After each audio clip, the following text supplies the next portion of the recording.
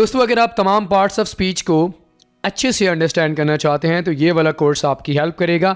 आपको शुरू से लेकर आखिर तक तमाम पार्ट्स ऑफ स्पीच की हम प्रैक्टिस इस तरह करवाएंगे कि आप ज़िंदगी भर इन पार्ट्स ऑफ स्पीच को कभी नहीं भूलेंगे।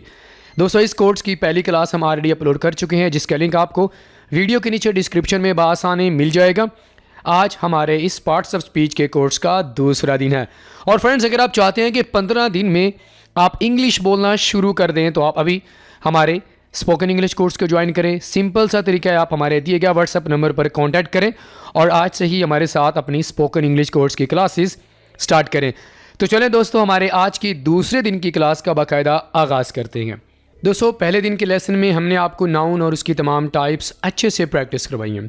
अगर अभी तक भी आपको नाउन या नाउन की जो टाइप्स हैं उसमें कन्फ्यूजन है तो आपने हमारे प्रीवियस लेसन को लाजमी देखना है, जिसका लिंक आपको वीडियो के नीचे डिस्क्रिप्शन में बआसानी मिल जाएगा। फ्रेंड्स, आज की वीडियो लेसन में हम बात करेंगे प्रोनाउन की। याद रखिएगा दोस्तों, हम आपके लिए हर एक लेसन को जितना हो सके आसान बनाने की कोशिश करते हैं, आसान तरीके से समझाते हैं, ताकि आपके लिए अगर आपको पहले कभी समझ नहीं भी आया तो भी आप पार्ट्स ऑफ स्पीच को या किसी भी पर्टिकुलर टॉपिक को आप अच्छे से अंडरस्टैंड कर सकें। आपने क्या करना होता है कि आपने हमारे लेसन को आखिर तक लाजमी देखना होता है और प्रैक्टिस भी करना होती है। तो फ्रेंड्स, आज के सबक में हम बात करेंगे प्रोनाउन की। प्रोनाउन को इसमें ज़मीर कहा जाता है। डेफिनेशन देखें, वो लफ्ज़ जिसे इसम की जगह पर इस्तेमाल किया जाता है। अगर आपको प्रोनाउन या उसकी जो तमाम टाइप्स हैं वो पहले कभी समझ नहीं आए तो ये वाला लेसन आपने एंड तक लाजमी देखना है। आपकी सारी कन्फ्यूजन 100% क्लियर हो जाएगी। ओके, तो प्रोनाउन क्या होता है? वो लफ्ज़ जिसे इसम की जगह पर इस्तेमाल किया जाता है। एग्जाम्पल्स के ज़रिए ही आपको समझ आएगा। ये देखें, हमारे पास इसम है आसिम। आसिम क्या है? आसिम, सना, कैट, ये हमारे पास इसम है। तो इनकी जगह पर जो वर्ड आप इस्तेमाल करेंगे उसे हम इसमें ज़मीर यानी प्रोनाउन कहते हैं। प्रोनाउन। आसिम की जगह पर ही, सना की जगह पर शी, कैट की जगह पर इट का इस्तेमाल होगा। इसका इस्तेमाल हम क्यों करते हैं? देखो, अगर आप एक पैराग्राफ लिख रहे हैं दोस्तों, तो पैराग्राफ के शुरू में आपने प्रोनाउन का इस्तेमाल कर लिया, बल्कि आपने नाउन का इस्तेमाल कर लिया, ठीक है। तो बार बार आप नहीं कहना चाहते आसिम आसिम आसिम, सना सना, कैट। तो आप इस चीज़ से छुटकारा हासिल करना चाहते हैं कि बार बार एक ही चीज़, एक ही शख्स का नाम आप बार बार मेंशन ना करें, रिवाइज ना करें, रेपिटिशन से आप अवॉइड करें। तो आप एक वर्ड का इस्तेमाल करते हैं उसकी जगह पर, तो उसे हम प्रोनाउन कहते हैं, ठीक है। तो आसिम की जगह पर ही का इस्तेमाल करेंगे, सना की जगह पर शी का इस्तेमाल करेंगे और कैट की जगह पर इट का इस्तेमाल करेंगे। और देखें, अगर आसिम और सना दोनों होंगे तो आप दे का इस्तेमाल करेंगे, क्योंकि दे का इस्तेमाल दो या दो से ज़्यादा के लिए इस्तेमाल होता है, ठीक है। Ali and Sam, Ali and Sam ये हमारे पास नाउन है, इसके लिए हम वही का इस्तेमाल करेंगे और टीचर की जगह पर हम ही का इस्तेमाल करेंगे। तो आपको समझ आ गया दोस्तों, प्रोनाउन क्या होता है कि वो लफ्ज़ जिसे इसम की जगह पर इस्तेमाल किया जाता है। आसिम, सना, कैट, कोई भी चीज़। आपको मैं नाउन के बारे में बता चुका हूँ, अगर आपको समझ नहीं आया तो प्रीवियस लेसन आपने लाजमी देख लेना है, ठीक है। तो इनकी जगह पर जो भी आप वर्ड यूज़ करेंगे उसे हम क्या कहते हैं? प्रोनाउन कहते हैं। एग्जाम्पल सेंटेंस देखें, यहाँ पर एग्जाम्पल है सना कुक्स मील। सना खाना पकाती है। यहाँ पर मैंने नाम क्या मेंशन किया? सना। सना क्या करती है? खाना पकाती है। अब अगर मैं आगे सना के बारे में बात करना चाहता हूँ, फॉर एग्ज़ाम्पल वो रोटियाँ पकाती है, वो बर्तन धोती है, तो मैं बार बार ये नहीं कहूँगा सना खाना पकाती है, सना रोटियाँ पकाती है, सना बर्तन धोती है, सना कपड़े धोती है। तो सुनने वालों को भी अजीब लगेगा, ऑकवर्ड लगेगा, बोर हो जाएगा। तो बार बार आप एक वर्ड को आप मेंशन नहीं करना चाहते, आप जान छुड़ा लें उसे, तो उसकी जगह पर आप क्या यूज़ करेंगे? शी का इस्तेमाल करेंगे। आप बोलेंगे शी कुक्स मील। बात समझ आ रही है? तो बार बार अगर आप इस रेपिटेशन से बार बार आप एक बंदे का नाम आप नहीं दोहराना चाहते तो उसकी जगह पर आप एक वर्ड का इस्तेमाल करते हैं जिसे हम प्रोनाउन कहते हैं। प्रोनाउन कितने होते हैं वो आपको मैंने बता दिया, he, she, it, I, we, you, they, ये हमारे पास प्रोनाउन है। तो फ्रेंड्स, प्रोनाउन आपको क्लियर हो गया। अगर आपको प्रोनाउन समझ आ गया तो मैं कहता हूँ कि 15% आपको ये लेसन भी समझ आ गया, ठीक है। अब ज़रा इसकी टाइप्स देख लेते हैं, लेकिन उससे पहले एग्जाम्पल देख लेते हैं ताकि आपको और अच्छे से समझ आ जाए। Ali is a good boy. Ali is a good boy. Ali की जगह पर आप ही लगा देंगे, he is a good boy. Sana is a girl, Sana एक लड़की है। शी इज़ अ गर्ल, वो एक लड़की है, तो ये प्रोनाउन हुआ। Boys are writing a letter, लड़के खत लिख रहे हैं, तो बॉयज़ की जगह पर दे का इस्तेमाल हो जाएगा। ठीक है। The table is new, table नया है, तो टेबल क्या है, नॉन लिविंग थिंग है ना, ऑब्जेक्ट है, इट का इस्तेमाल करेंगे। सना एंड आई आर फ्रेंड्स, यहाँ पर सिंपली वी आर फ्रेंड्स। तो फ्रेंड्स आपको समझ आ गया कि प्रोनाउन क्या होता है। मजीद आपको मैंने एग्जाम्पल्स के ज़रिए भी क्लियर कर दिया है। ठीक है, अब ज़रा इसकी टाइप्स को देख लेते हैं। हमारे पास इसकी टोटल टाइप्स हैं 9, कितनी है, बल्कि 10 है। ठीक है, 10 टाइप्स है जो कि हम डिस्कस करेंगे। अगर पहले कभी भी आपको प्रोनाउन की टाइप्स समझ नहीं आई, आप एक स्टूडेंट हैं तो आपके लिए सीखना ज़रूरी है, तो आपने इस वीडियो लेसन को एंड तक लाजमी देखना है, क्योंकि इस वीडियो लेसन को देखने के बाद प्रोनाउन की तमाम टाइप्स आपको क्लियर हो जाएंगी। Personal pronoun, possessive pronoun, indefinite pronouns, reflexive pronouns, demonstrative pronouns, emphatic pronouns, interrogative pronouns, reciprocal, relative pronouns and distributive pronouns. तो ये 10 टाइप्स हैं प्रोनाउन की, जो कि आपको अगर कंफ्यूज कर रही हैं, पहले से आप स्टूडेंट हैं तो आप लाजमी इनको पढ़ते होंगे। अगर आपको ये वाली टाइप्स कंफ्यूज करती हैं तो आपने आखिर तक लाजमी देखना है। ठीक है, सबसे पहले हमारे पास क्या है, पर्सनल प्रोनाउन।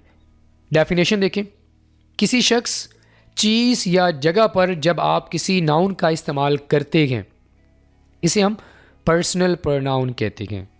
क्या, किसी शख्स या किसी चीज़ या किसी जगह पर जिस वर्ड को आप इस्तेमाल करेंगे, ये बात अपने ज़हन में रखें। किसी शख्स की जगह पर, किसी चीज़ की जगह पर, या किसी भी इस तरह की उसकी जगह पर आप इस्तेमाल करेंगे ना वर्ड को, उसे हम पर्सनल प्रोनाउन कहते हैं। एग्जाम्पल देखें, आई की जगह पर मैं इस्तेमाल करूँगा मी। आई सब्जेक्ट है और हमारे पास मी क्या होगा, प्रोनाउन है। ठीक है, आई की जगह पर मी का इस्तेमाल करेंगे। एग्जाम्पल्स मजीद आपको बताऊंगा, आपको समझ आ जाएगा। वी की जगह पर हम अस का इस्तेमाल करते हैं। यू की जगह पर हम यू का इस्तेमाल करते हैं। दे की जगह पर दैम का इस्तेमाल। ही की जगह पर हिम का इस्तेमाल। शी की जगह पर हर का इस्तेमाल होगा। पहले आप इन वर्ड्स को याद कर लें, जब एग्जाम्पल्स आपके सामने मैं रखूंगा तो आपको समझ आ जाएगी। आई की जगह पर मी या माइन, वी की जगह पर अस, यू की जगह पर यू का इस्तेमाल ही होगा। दे की जगह पर आप दैम का इस्तेमाल करेंगे। ही की जगह पर आप हिम का इस्तेमाल करेंगे। शी की जगह पर हर का इस्तेमाल करेंगे। अब यहाँ पर एक चीज़ अपने माइंड में रखें, मी, अस, यू, देम, हिम, हर, हम इनका इस्तेमाल क्यों करते हैं?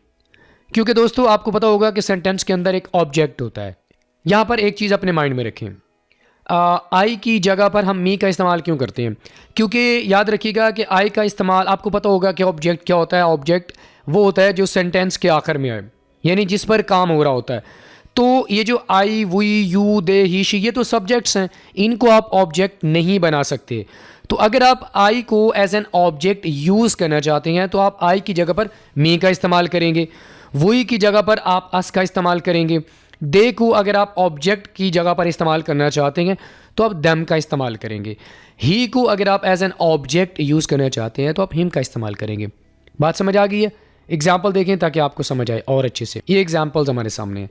शी लाइक्स मी, वो मुझे पसंद करती है। मी, शी लाइक्स मी। अब यहाँ पर मैं आई का इस्तेमाल तो नहीं कर सकता ना, गलत है। मैं ये तो नहीं कह सकता शी लाइक्स आई, वो मुझे पसंद करती है। अपने बारे में बात कर रहे हैं, अपने बारे में बात करने के लिए हम आई का इस्तेमाल करते हैं ना। लेकिन यहाँ पर हमने आई की जगह पर एक वर्ड का इस्तेमाल करना है जो होगा मी। तो मी यहाँ पर एज एन ऑब्जेक्ट के तौर पर काम कर रहा है, इसे हम पर्सनल प्रोनाउन कहते हैं। ही हेट्स यू, वो तुमसे नफरत करता है। He hates you. We help them, हम उनकी मदद करते हैं। अब यहाँ पर हम दे का इस्तेमाल तो नहीं कर सकते, हम ये तो नहीं कह सकते वी हेल्प दे, तो ये गलत हो जाएगा ना सेंटेंस। तो दे की जगह पर हम देम का इस्तेमाल करेंगे। इसी तरह ही गिव्स अस मनी, वो हमें पैसे देता है। अब यहाँ पर हम वी नहीं कह सकते, हम ये नहीं कह सकते कि he gives we money, sentence बिल्कुल गलत हो जाएगा। तो वी की जगह पर हम अस का इस्तेमाल करेंगे। I give him some help, अब यहाँ पर मैं ये नहीं कह सकता कि आई गिव ही, मैं ही का इस्तेमाल तो नहीं करूँगा। ही की जगह पर मैं हिम का इस्तेमाल कर रहा हूँ। I give him some help. We gave her expensive bag, हमने उसे महंगा पर्स दिया। तो फ्रेंड्स आपने देखा कि इनकी जगह पर हम जो वर्ड्स का इस्तेमाल कर रहे हैं इन्हें हम क्या कहते हैं? Personal pronouns. आई होप कि पर्सनल प्रोनाउंस आपको क्लियर हो गया होगा। आगे बढ़ते हैं। आगे दोस्तों हमारे पास है पोजेसिव प्रोनाउन। पोजेस का माना मिल्कियत में होना। तो ऐसे वर्ड्स, ज़माइर को आप हटा दें अगर आपको समझ नहीं आ रहा, ठीक है, कोई मसला नहीं है। वो अल्फाज जो मिल्कियत का इजहार करने के लिए यूज़ होते हैं, वो अल्फाज जो आपकी मिल्कियत के बारे में बात करने के लिए, मेरे पास कुछ है, सामने वाले के पास कुछ है, उसके पास कुछ है, लड़की के पास है, हमारे पास है, उनके पास है, इस तरह आप मिल्कियत के बारे में बात कर रहे होते हैं ना, कि ये उसका कुत्ता है, ये तुम्हारा कुत्ता है, ये उसका बैग है, ये उसका घर है, ये हमारा घर है। उसके लिए हम जिन वर्ड्स का इस्तेमाल कर रहे होते हैं, ठीक है, इन सिचुएशंस के बारे में बात करने के लिए हम इन 6 वर्ड्स का इस्तेमाल कर रहे होते हैं। माइन, योर्स, हर्ट्स, हिज का इस्तेमाल भी हम करते हैं, ठीक है, ours, theirs and its. Example देखें, दिस कैट इज़ माइन। अच्छा, यहाँ पर दिस की जगह पर हमने नहीं लगाना, बल्कि माइन की जगह पर लगाना है। दिस कैट इज़ माइन, ये बिल्ली मेरी है। अपने बारे में आप बात कर रहे हैं ना, आपको मैंने बताया कि मी या माइन, लेकिन यहाँ पर मी का इस्तेमाल नहीं करेंगे, ठीक है, क्योंकि मी मिल्कियत के लिए इस्तेमाल नहीं होता। तो यहाँ पर आपने कहना है दिस कैट इज़ माइन, ये बिल्ली मेरी है। माइन यहाँ पर पोजेसिव प्रोनाउन है। दैट इज़ माई बुक, माई, माई अपने बारे में आप बात कर रहे हैं, माई का इस्तेमाल कर रहे हैं, वो किताब मेरी है। दीज आर माई शूज़, यहाँ पर भी माई का इस्तेमाल हो गया। दैट कैट इज़ योर्स, वो कार आपकी है, योर्स, योर्स यहाँ पर मिल्कियत के लिए इस्तेमाल हो रहा है। दैट हाउस इज़ माइन, वो घर मेरा है, mine. Theirs room is nice, उनका कमरा उम्दा है, देयर्स। तो दोस्तों आपको समझ आ गया कि वो अल्फाज जो मिल्कियत के बारे में, मिल्कियत को अगर आप बताना चाहते हैं तब आप इन वर्ड्स का इस्तेमाल करते हैं।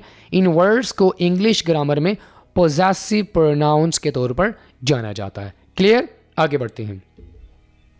Indefinite pronounce. इनडेफिनेट प्रोनाउंस क्या होते हैं?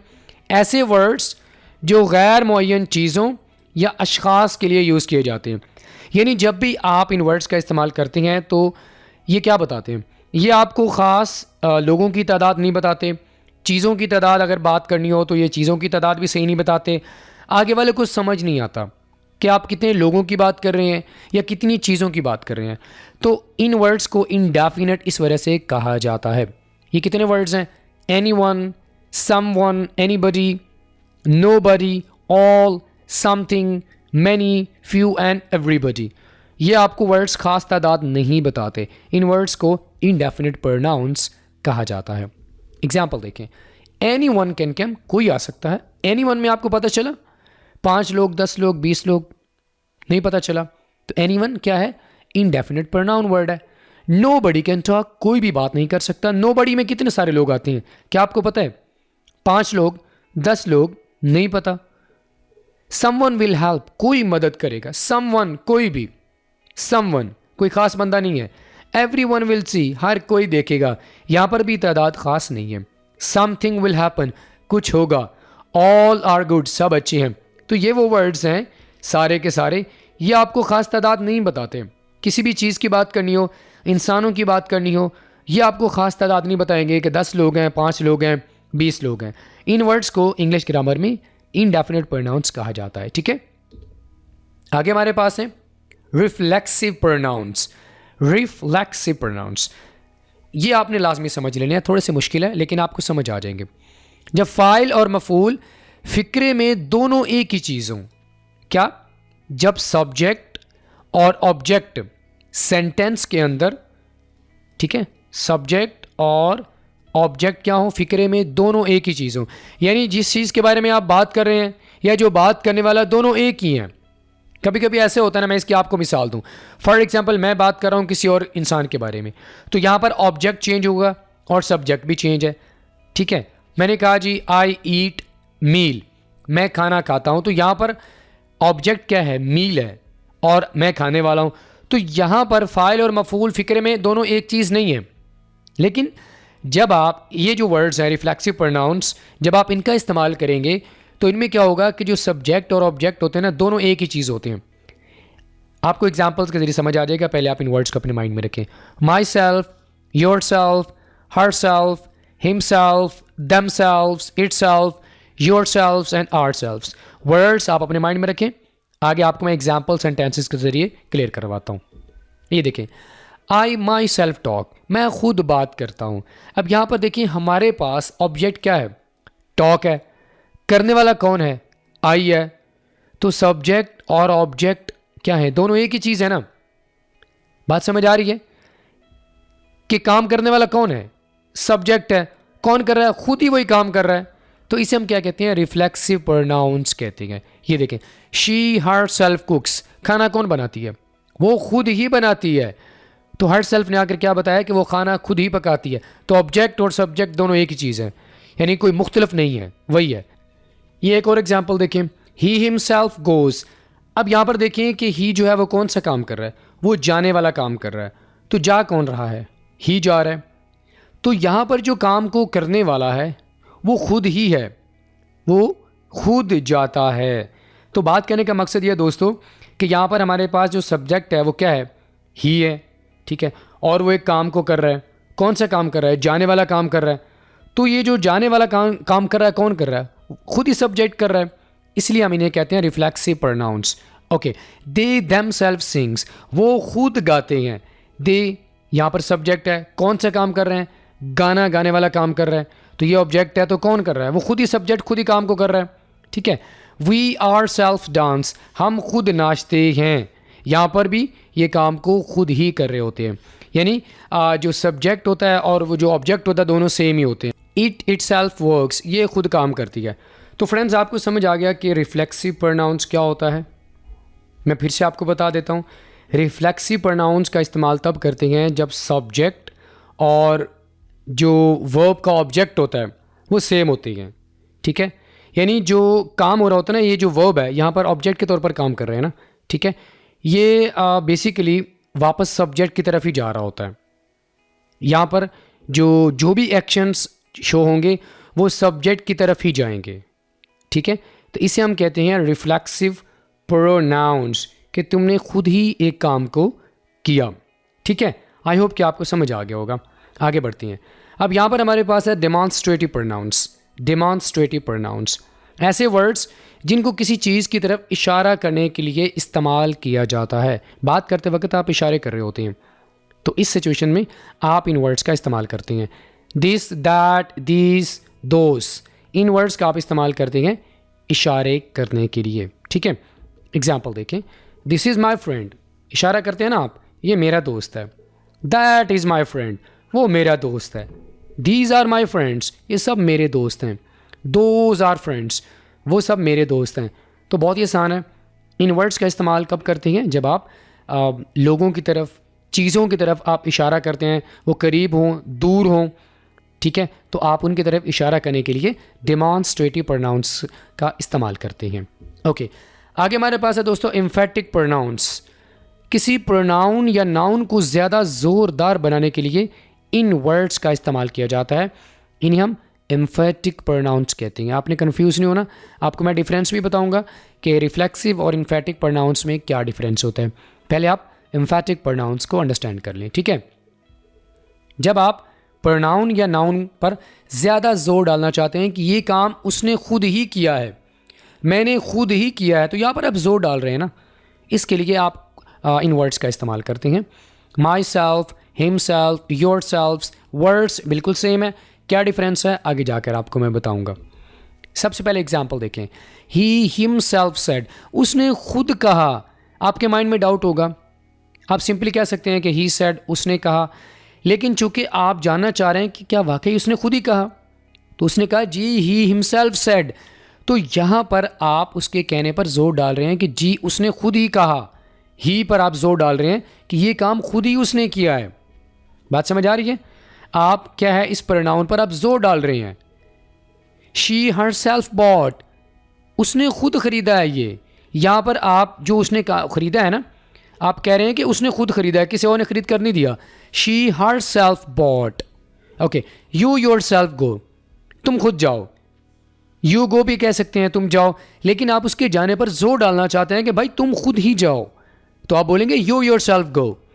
आई माई सेल्फ सॉल्व्ड इट, आप ये भी कह सकते हैं कि आई सॉल्व्ड इट, मैंने इसे हल किया, लेकिन चूंकि आप जोर डालना चाहते हैं आप खुद पर कि ये काम मैंने खुद ही किया है, तो आप बोलेंगे आई माई सेल्फ सॉल्व्ड इट। तो फ्रेंड्स आपको समझ आ गया कि इम्फेटिक प्रोनाउंस क्या होता है, ठीक है। तो इम्फेटिक प्रोनाउंस बेसिकली जब आप नाउन या प्रोनाउन की तरफ किसी काम को आप मंसूब करते हैं, आप ये जोर डालना चाहते हैं कि ये काम प्रोनाउन या नाउन ने ही किया है, ठीक है। आप सब्जेक्ट्स की तरफ रेफ़र करते हैं, ठीक है। आप रेफ़र भी इस सिचुएशन में करते हैं कि आप जोर डाल रहे होते हैं कि ये काम उसने किया है। क्या कर रहे होते हैं? जोर डालते हैं। जब आपको किसी सेंटेंस में ये नज़र आए ना कि इस सेंटेंस में जोर डाला जा रहा है कि ये काम उसने खुद ही किया है, तो वो क्या होगा? एम्फैटिक प्रोनाउंस होंगे, ठीक है। अब ज़रा डिफरेंस को देख लें। ये देखें, एम्फैटिक प्रोनाउंस क्या होते हैं कि किसी प्रोनाउन या नाउन को ज़्यादा ज़ोरदार बनाने के लिए, यानी उसके काम पर जोर डालने के लिए आप एम्फैटिक प्रोनाउंस का यूज़ करते हैं। जैसे कि अली ये खुद काम कर सकता है, Ali can do it himself. Ali पर आप यहाँ पर जोर डाल रहे हैं कि अली खुद ही ये काम कर सकता है, यहाँ पर जोर डाला जा रहा है। रिफ्लेक्सिव प्रोनाउंस में क्या होता है कि सिंपली आप ये कहते हैं कि कोई काम जो है ना, आप वापस सब्जेक्ट की तरफ रेफ़र कर देते हैं कि फ़ाइल और मफ़ूल जो है वो दोनों एक ही चीज़ है।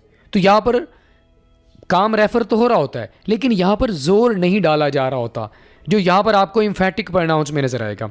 आई taught myself how to cook. मैंने अपने आप को सिखाया। क्या सिखाया? कि कैसे पकाना है।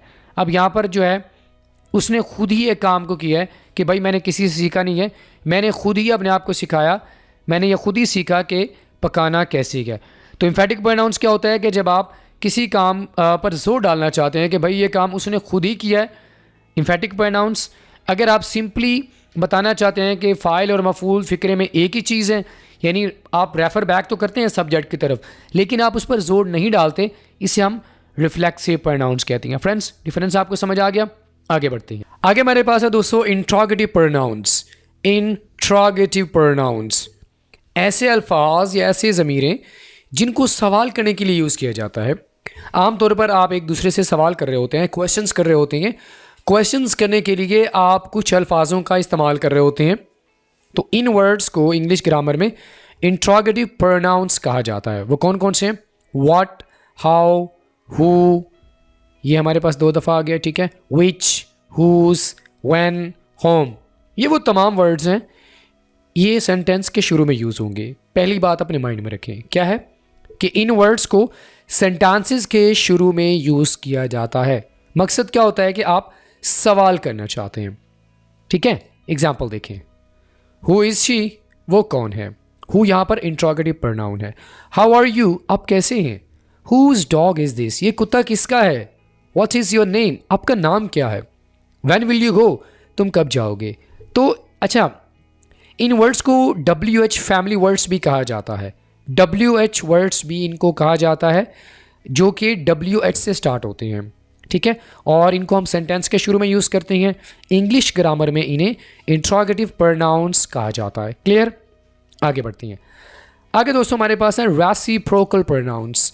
रेसिप्रोकल प्रोनाउंस किसी बाहमी ताल्लुक का इजहार करने के लिए हम इनका यूज़ करते हैं। ऐसे आपको समझ नहीं आया कि डेफिनेशन से मैं आपको बताता हूँ। बेसिकली आप ये बताना चाहते हैं कि कोई एक काम जो हो रहा है ना, वो दोनों साइड से हो रहा होता है, ठीक है। एक काम दोनों साइड से हो रहा होता है। मैंने फॉर एग्जांपल खेलने का काम किया, तो मैं अपने दोस्त के साथ मिलकर खेल रहा हूँ, तो मैं बोलूँगा हम एक दूसरे के साथ खेलते हैं। खेलने वाला काम एक साइड से नहीं हो रहा, दोनों साइड से हो रहा होता है, ठीक है। तो जब कोई भी काम 2 लोगों के दरमियान हो, चाहे 20 लोगों के दरमियान हो, वो दोनों साइड से हो रहा हो, ऐसे वर्ड्स को जो कि हमारे पास 2 हैं, ईच अदर, वन अनदर, ठीक है, इनको रेसिप्रोकल प्रोनाउंस कहा जाता है। डेफिनेशन समझ आई? एग्जाम्पल देखें, वी लव ईच अदर, हम एक दूसरे से प्यार करते हैं। तो अब ये तो नहीं है कि ये जो प्यार करने वाला जो एक्शन है ये एक साइड से, हालांकि हो जाता है, लेकिन मोस्ट प्रोबेबली दोनों साइड से होता है। वी लव ईच अदर, हम एक दूसरे से प्यार करते हैं। दे हेट वन अनदर, वो एक दूसरे से नफरत करते हैं। तो नफरत करने वाला काम दोनों साइड से हो रहा है, तीनों साइड से हो रहा है, जो भी है। वी हेट ईच अदर, हम एक दूसरे से नफरत करते हैं। वी नीड वन अनदर, हमें एक दूसरे की ज़रूरत है। फॉर एग्जाम्पल 10 लोग हैं तो 10 लोग कहेंगे हमें एक दूसरे की ज़रूरत है। तो ये जो काम है ये 10 लोगों के दरमियान इकट्ठा हो रहे हैं, एक साइड से नहीं हो रहा। तो रेसिप्रोकल प्रोनाउंस वो तमाम वर्ड्स, बल्कि 2 वर्ड्स हैं ठीक है। कंपाउंड वर्ड्स हैं ईच अदर, एन अदर, ठीक है। इनका इस्तेमाल कब होता है? जब आपने ये बताना हो कि एक काम दोनों साइड से हो रहा हो। क्लियर हो गया? ओके। आगे हमारे पास है रिलेटिव प्रोनाउंस। रिलेटिव प्रोनाउंस ऐसे वर्ड्स जिनका ताल्लुक ऐसे इसम से हो जिनका जिक्र पहले से हो चुका हो। डेफिनेशन से आपको क्लियर नहीं होगा, एग्जाम्पल्स जब मैं आपको दूंगा तब आपको क्लियर हो जाएगा। अभी बस अपने ज़हन में डेफिनेशन को रखें कि ऐसे वर्ड्स जिनका ताल्लुक ऐसे इसम से हो या ऐसी ज़मीर जिनका ताल्लुक ऐसे नाउन से हो, उस नाउन का जिक्र पहले भी हो चुका हो। वो वर्ड कौन से हैं? Who, that, whose, what, whom. Examples देख लेते हैं, आपको अच्छे से समझ आ जाएगा। I met the boy who died. मैं उस लड़के से मिला जो मर गया था। अब ये जो हु है ये क्या बता रहा है कि आई, मैं मिला, आई मेट द बॉय। ये जो द बॉय है इसका और डाइड का आपस में ताल्लुक है। तो ये जो ताल्लुक है कौन से वर्ड्स बता रहा है? हु बता रहा है। तो हु का काम क्या है कि इसने ये बताना है कि जिसके बारे में आप पहले बात कर रहे हैं या जो अभी आप बात कर रहे हैं, ठीक है, उसका जिक्र पहले भी हो चुका है। तो लड़के, आप ये बेसिकली कहना चाह रहे हैं कि मैं उस लड़के से मिला, यानी आप पहले भी उससे मिल चुके हैं जो कि मर चुका है। और एग्जाम्पल देखें, this is the room that I lived in. अब ये जो द रूम और लिव्ड है इसका आपस में ताल्लुक है। यही वो कमरा है, आप बहुत अरसे के बाद कहीं पे गए तो आपने कहा अच्छा ये वो कमरा है जिसमें मैं रहता था। तो द रूम और लिव्ड इसका आपस में ताल्लुक है। ये ताल्लुक कौन बता रहा है? दैट बता रहा है। This is the room that I lived in. तो ये बेसिकली क्या बताते हैं वर्ड्स के जो इसम है उसका जो है ना आगे वाली बात के साथ कोई ना कोई ताल्लुक है। और देखें, this is the man which deceived me. The man और डिसीव इसका आपस में ताल्लुक है। ये किसने बताया? विच ने आकर बताया कि ये वही इंसान है जिसने मुझे धोखा दिया। आमतौर पर ऐसा होता है ना कि एक इंसान जिसने आपको धोखा दिया हो काफ़ी अरसे के बाद आपके सामने आ जाए तो आप क्या कहते हैं? Oh this is the man which deceived me. तो यहाँ पर ताल्लुक बताया जा रहा है कि इस इसम का धोखे के साथ ताल्लुक है। ठीक है, this is the man whose dog bites me. यही वो आदमी है जिसका कुत्ता मुझे काटता है। तो यहाँ पर द मैन और बाइट्स का आपस में ताल्लुक है जो कि हुज ने आकर बताया। दोस्तों लास्ट में हमारे पास है डिस्ट्रीब्यूटिव प्रोनाउंस। डिस्ट्रीब्यूटिव प्रोनाउंस ये क्या होते हैं? ऐसी ज़माइर जो ज़्यादा चीज़ों या लोगों को इशारा करें लेकिन माना सिर्फ एक का देती हैं। कलेक्टिव नाउन्स का आपने नाम सुना होगा। कलेक्टिव नाउन में क्या होता है कि वर्ड एक होता है, सिंगल लिखा जाता है, लेकिन उसका जो माना होता है वो जमा का होता है, यानी एक से ज़्यादा का होता है। तो डिस्ट्रीब्यूटिव प्रोनाउंस क्या होते हैं कि इसमें हम इशारा जो होता है वो ज़्यादा लोगों की तरफ तो कर रहे होते हैं, लेकिन जो माना मुराद लेते हैं, जो शख्स मुराद लेते हैं वो सिर्फ एक ही लेते हैं। एग्जाम्पल के ज़रिए आपको समझ आएगा। वर्ड्स हमारे पास हैं ईच, नीदर एंड ईदर, दोनों तरह से पढ़ सकते हैं। नाइदर, आइदर, दोनों तरह से आप इस वर्ड को पढ़ सकते हैं। एग्जाम्पल देखें, each of you can travel. 5 लोग बैठे हुए हैं तो आप उनमें से कह रहे हैं तुम में से हर कोई सफ़र कर सकता है। आपने ईच ऑफ का वर्ड यूज़ किया, ठीक है। अब यहाँ पर बात क्या हो रही है कि हर एक के बारे में बात हो रही है कि तुम में से कोई एक सफ़र कर सकता है, बल्कि एक की बात हो रही है। तुम में से कोई एक सफ़र कर सकता है, हर एक के बारे में बात नहीं हो रही। वर्ड हम क्या यूज़ कर रहे हैं? ईच। लेकिन 5 लोगों में से आप कह रहे हैं जी each of you can travel, तुम में से कोई एक सफ़र कर सकता है। और मिसाल देखें, नीदर ऑफ विल गो, तुम में से कोई नहीं जाएगा। 10 लोग बैठे हुए हैं, 10 में से 10 लोगों को आप कह रहे हैं कि तुम में से कोई नहीं जाएगा। सिंगल वर्ड है ना, नीदर है, सिंगल वर्ड है। इस वर्ड का यूज़ करके आप 10 लोगों को कह रहे हैं कि तुम में से कोई नहीं जाएगा। Neither of you will go, each of you will help, तुम में से हर कोई मदद करेगा। अब यहाँ पर क्या है कि एक को अलग से बात हो रही है, सबको नहीं हो रहा। कभी तो ऐसा होता है ना कि हमारे पास कुछ वर्ड्स होते हैं जो सब के बारे में बात कर रहे होते हैं, यानी कोई ऐसा वर्ड हो जो 10 लोगों के बारे में बात करे, लेकिन यहाँ पर होता है कि अलग थलग आप एक बंदे की बात कर रहे होते हैं। बात समझ आ रही है? Neither of us will fight, हम में से कोई नहीं लड़ेगा। 5 लोग हैं भाई, 3 लोग हैं तो वो कहते हैं कि हम में से कोई नहीं लड़ेगा। यहाँ पर वर्ड सिंगल है लेकिन मुराद क्या है? सारे के सारे हैं।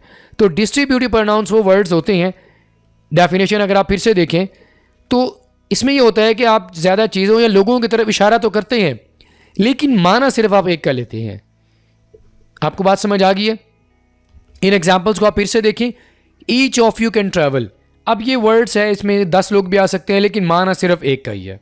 तो आई होप दोस्तों आपको डिस्ट्रीब्यूटिव प्रोनाउन समझ आ गया होगा और आज का वीडियो लेसन भी आपको अच्छे से समझ आ गया होगा।